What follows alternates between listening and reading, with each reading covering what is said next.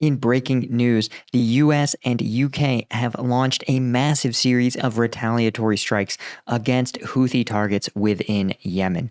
Just who is supporting this, who's on the other side, and what does this mean for the Red Sea crisis? I'm Paul, a US Army combat veteran.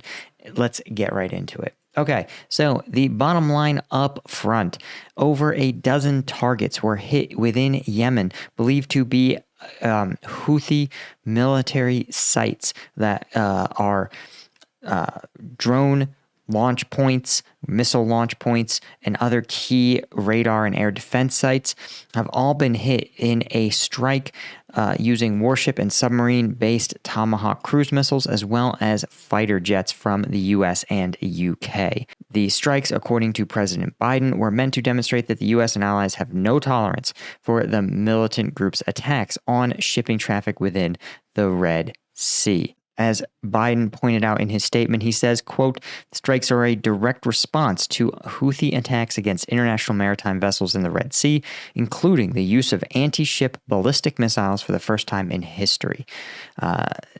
This is interesting because, of course, anti-ship ballistic missiles are some of the cutting-edge weapons used against warships, right? The ballistic missiles are meant to be, or ballistic warheads are meant to be too fast to be intercepted with conventional ship-borne anti-missile defenses.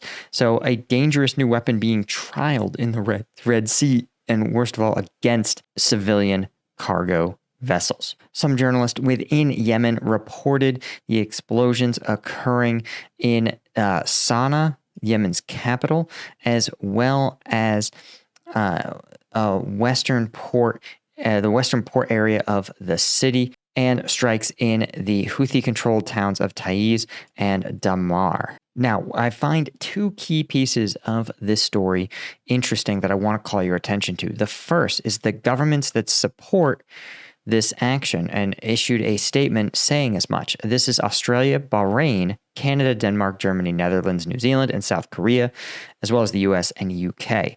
What I find fascinating is, with the exception of Bahrain, these are all classically Western nations.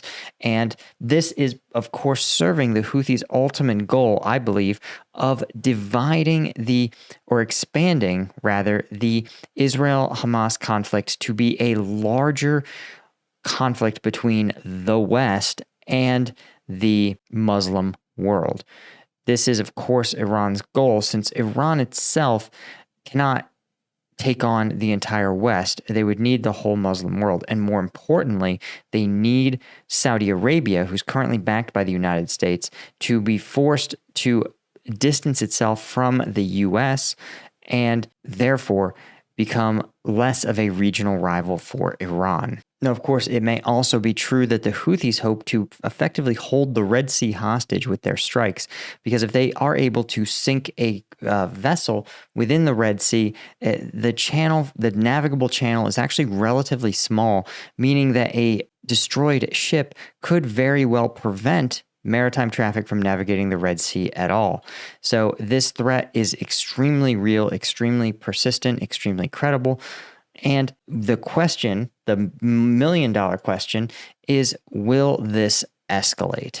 Now, I want to point out one other small detail that is somewhat strange, and that is that the SecDef, the Secretary of Defense, remains hospitalized. Complications from a prostate cancer surgery. And let me know in the comments if you want me to make a whole video on this, because I actually talked to a very senior oncologist, not Lloyd Austin's doctor, but another senior oncologist.